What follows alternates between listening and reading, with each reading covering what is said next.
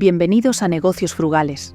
Hoy te invitamos a descubrir la historia de una marca que desafió a la industria de la moda, al marketing tradicional, a la sociedad y, en muchos sentidos, al mundo entero.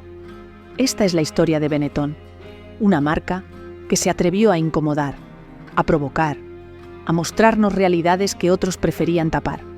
Pero no te confundas, esto no es solo moda, es estrategia, es identidad, es arte, es controversia y también es caída, desconexión y una lección sobre el precio de ir demasiado lejos.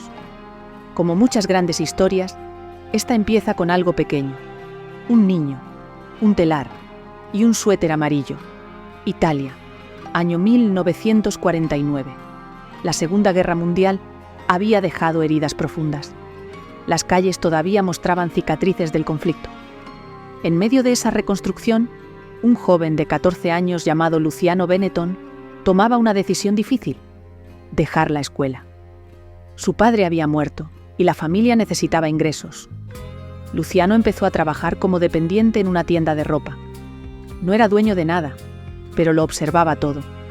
Aprendió de los clientes, de los patrones, de cómo se movía una prenda, cómo se vendía y, lo más importante, cómo se fabricaba. Un día, decidió invertir todos sus ahorros en una máquina de tejer usada. No era moderna, ni rápida, pero era suya, y con ella tejió su primera prenda, un suéter sencillo, cálido y amarillo. Ese suéter se vendió rápido, así que hizo otro, y luego otro. Al poco tiempo, convenció a su hermana Juliana, que sabía coser, y a sus dos hermanos, Gilberto y Carlo, para que se unieran al proyecto. Cada uno aportaba algo distinto: diseño, producción, logística, visión. En 1965, los cuatro fundaron oficialmente el grupo Benetton en la ciudad de Treviso. No tenían un gran capital, ni fama, pero sí una idea poderosa: hacer ropa colorida, bien hecha y accesible para una Europa que empezaba a renacer. En ese entonces, la moda era seria, elegante, monótona, en blanco, negro o gris. Benetton rompió el molde desde el inicio. Se atrevieron a usar colores vivos, a hablarle a una juventud que quería destacar, no encajar. Y mientras otras marcas producían bajo pedido, ellos lo hicieron al revés. Fabricaban primero, luego vendían. Y usaron un truco de eficiencia clave: teñir las prendas después de haber sido tejidas. Eso les permitía ofrecer una variedad enorme de colores sin aumentar los costos de producción. En poco tiempo, sus suéteres estaban por todas partes, y aún no habían lanzado una sola campaña de publicidad. ¿Cuál fue el secreto? Una mezcla de intuición, necesidad y una profunda conexión con el momento social. En los años 60, Europa pedía color, juventud, libertad, y Benetton lo entendió antes que nadie. Sin proponérselo, ya estaban creando una marca con identidad propia. Y apenas comenzaban. En la segunda mitad del siglo XX, Europa estaba cambiando. La guerra había quedado atrás. Y las nuevas generaciones ya no querían simplemente sobrevivir. Querían vivir. Música nueva, autos veloces, rebeldía cultural, movimientos estudiantiles y, por supuesto, querían verse distintos. Mientras la mayoría de las marcas seguía aferrada a un estilo elegante y monocromático, los Benetton decidieron hacer justo lo contrario. Ropa de punto, sí, pero con personalidad, con colores, muchos colores. El resultado fue explosivo. Literalmente, era imposible entrar a una tienda de Benetton y no sentir que habías sido sumergido en un arco iris. Pero no era solo estética, era una estrategia industrial revolucionaria. En vez de teñir el hilo antes de tejerlo, como hacían todas las marcas, Benetton tejía primero y teñía las prendas ya terminadas. Esto reducía inventario, aceleraba la producción y les permitía adaptarse con rapidez a las tendencias de temporada. Imagina esto: si un color no se vendía, simplemente lo cambiaban en la siguiente tanda de teñido. Rápido, barato, eficiente. Fue así como nacieron sus emblemáticas prendas: los suéteres básicos, las camisetas simples, las bufandas multicolor, todas en una enorme variedad cromática. Y lo más importante, con precios accesibles. No eran prendas de lujo, pero tampoco eran desechables. Eran ropa de calidad para el gran público, democrática, moderna, cotidiana. Y eso, para millones de personas, era una novedad absoluta. A medida que las ventas crecían, el grupo Benetton empezó a expandirse con una agresividad poco vista en la industria textil de la época. En 1969 abrieron su primera tienda en París, luego Londres, Nueva York, Tokio. Para los años 80, Benetton ya no era solo una marca italiana, era una marca global, pero la pregunta seguía en el aire. ¿Cómo diferenciarse en mercados saturados de ropa? ¿Cómo destacarse sin entrar a una guerra de precios? La respuesta llegó no desde el producto, sino desde la publicidad, y con ella llegaría una figura que lo cambiaría todo. Oliviero Toscani, un fotógrafo, un provocador, un artista que no vendía ropa, vendía ideas, y lo hizo a través de imágenes que hasta ese momento nadie se atrevía a mostrar en la publicidad. Pero antes de hablar de él, volvamos al negocio. En este punto, la estructura empresarial de Benetton era impecable. Su producción estaba totalmente integrada, desde el tejido hasta la distribución. Tenían control total sobre sus fábricas, sus tintorerías y su red logística. Esto les permitió ofrecer precios más bajos que las marcas tradicionales y márgenes mucho más altos que los minoristas. Además, adoptaron una estrategia comercial poco común. Muchas de sus tiendas no eran propias, sino franquicias cuidadosamente controladas. Los franquiciados ponían el dinero, pero Benetton decidía qué se vendía, cómo se exhibía y cuánto se cobraba. Era un modelo casi perfecto. A finales de los años 80, tenían más de 5.000 tiendas en más de 100 países. Generaban cientos de millones de dólares al año. Y todo esto sin haber lanzado aún sus campañas más controversiales. Era la era dorada del color. Pero justo cuando parecía que lo habían conseguido todo, Benetton tomó una decisión que cambiaría su historia para siempre. Decidieron dejar de vender ropa en sus anuncios. Decidieron hablar de racismo, sida, guerra, religión. Decidieron incomodar. Y para eso trajeron a Toscani, un fotógrafo italiano, rebelde, irreverente, crítico del sistema y, sobre todo, enemigo de la publicidad tradicional. Luciano le dio algo inusual: libertad total. Toscani no debía vender ropa, debía provocar una conversación. Así nació una de las campañas más polémicas y a la vez más icónicas de la historia del marketing, United Colors of Benetton. Toscani comenzó mostrando lo que nadie más mostraba en publicidad: un bebé blanco y otro negro abrazados, una monja besando a un sacerdote, una familia interracial, un paciente con sida en su lecho de muerte. Ninguna prendas a la vista, ningún precio, ningún descuento, solo imágenes, crudas, reales, poderosas. Y eso cambió todo. La campaña fue un éxito inmediato en notoriedad.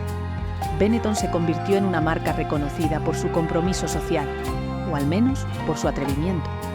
Las fotos aparecían en las calles de Nueva York, en las estaciones de metro de París, en revistas de todo el mundo, pero no todos estaban contentos. Organizaciones religiosas pidieron boicots, gobiernos protestaron, algunos países prohibieron los anuncios. Para muchos, Benetton había cruzado la línea entre provocar y explotar el dolor humano para vender. ¿Era ética esta forma de hacer marketing? ¿O era una forma de usar el capital de una empresa para abrir diálogos que la política evitaba? La respuesta dependía de a quién se lo preguntaras. Lo que está claro es que Benetton ya no era solo moda, era un símbolo, para bien o para mal. Mientras otros usaban el marketing para vender estilos de vida, Benetton vendía controversia. Y funcionó durante un tiempo. Las ventas subieron, la visibilidad creció, pero internamente empezaban a surgir tensiones. ¿Estaba la marca hablando demasiado y vendiendo muy poco? ¿Estaba perdiendo el foco de lo que la había hecho grande en primer lugar? Durante años, Benetton se convirtió en sinónimo de provocación, pero toda provocación tiene un límite, y Benetton estaba a punto de cruzarlo. Las campañas de Oliviero Toscani habían logrado lo impensado: que una marca de suéteres estuviera en boca de sociólogos, activistas y políticos, pero también había logrado algo más peligroso: que el producto dejara de importar. A principios de los años 2000, algo cambió. El mundo, cansado de la controversia constante, empezó a desconectarse. Ya no se hablaba de los colores, ni del diseño, ni de la calidad, solo se hablaba de las campañas. En una de ellas, Toscani fotografió a prisioneros condenados a muerte en Estados Unidos. Primer plano, mirada directa, bajo el logo de Benetton. La intención era denunciar el sistema penal, pero el mensaje se volvió confuso. ¿Era activismo? ¿Era arte? ¿O era una forma de capitalizar el sufrimiento humano? La respuesta del público fue contundente. Rechazo, protestas en tiendas, boicots organizados, demandas de familiares de víctimas. Por primera vez la polémica ya no traía ventas, traía pérdidas. En el 2000, la empresa despidió a Oliviero Toscani. Fue el fin de una era, pero el daño ya estaba hecho. Benetton había pasado de ser una marca de moda con mensaje a ser solo un mensaje sin moda. Su producto se había vuelto irrelevante, las tiendas anticuadas, los jóvenes indiferentes. Mientras tanto, nuevos competidores entraban con fuerza. Ropa rápida, moderna, barata, sin polémicas. Benetton, atrapado en su identidad pasada, no supo cómo reaccionar. Trató de volver al centro, a la ropa, a los colores, pero era tarde. El consumidor había cambiado y Benetton no lo vio venir. De más de 7.000 tiendas, muchas comenzaron a cerrar. Las ventas cayeron, los balances se tiñeron de rojo. Luciano Benetton, ya retirado, tuvo que volver. Y en una entrevista dijo: «Nos olvidamos del producto, y eso nos costó todo». Una frase dura, pero honesta. La historia de Benetton nos enseña algo poderoso. Una marca no puede sobrevivir solo con ideas. Necesita conexión, calidad, relevancia. Con la salida de Toscani, Benetton intentó cambiar de tono. Pero el mundo ya había cambiado. Zara, H&M, Forever 21 ofrecían ropa más barata, más rápido, más cerca del cliente. Benetton, con su estructura rígida y mensaje confuso, no pudo seguir el ritmo. Mientras los competidores usaban redes sociales, influencers y fast fashion, Benetton seguía con campañas artísticas que ya no conectaban. Su identidad se diluyó. No eran los más baratos, ni los más modernos, ni los más relevantes. Pasaron de ser revolucionarios a irrelevantes. En 2018, Luciano Benetton volvió al timón con 83 años.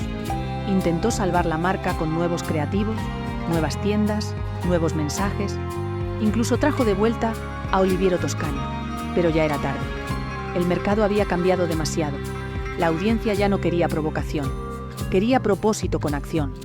En 2021, Toscani fue despedido por comentarios polémicos sobre las víctimas del puente de Génova. Un escándalo más, en un contexto donde ya nadie quería escuchar. Benetton fue mucho más que una marca de ropa. Fue una idea, una provocación, un experimento radical de identidad y comercio. Su historia nos deja varias lecciones, que siguen vigentes hoy. Una marca necesita coherencia. No puedes vender ética sin actuar con ética. El marketing emocional tiene poder, pero también límite. La provocación no es estrategia, es táctica y agota. Adaptarse no es opcional, es supervivencia. El cliente evoluciona más rápido que el producto. Escúchalo. Benetton quiso cambiar el mundo, pero olvidó que para sostener un mensaje necesitas un modelo sólido. Gracias por ver este documental empresarial de negocios frugales. Si te ha gustado el video, no olvides darle like y suscribirte. Y ahora te pregunto, ¿crees que Benetton fue víctima de su audacia o simplemente no supo cuándo parar?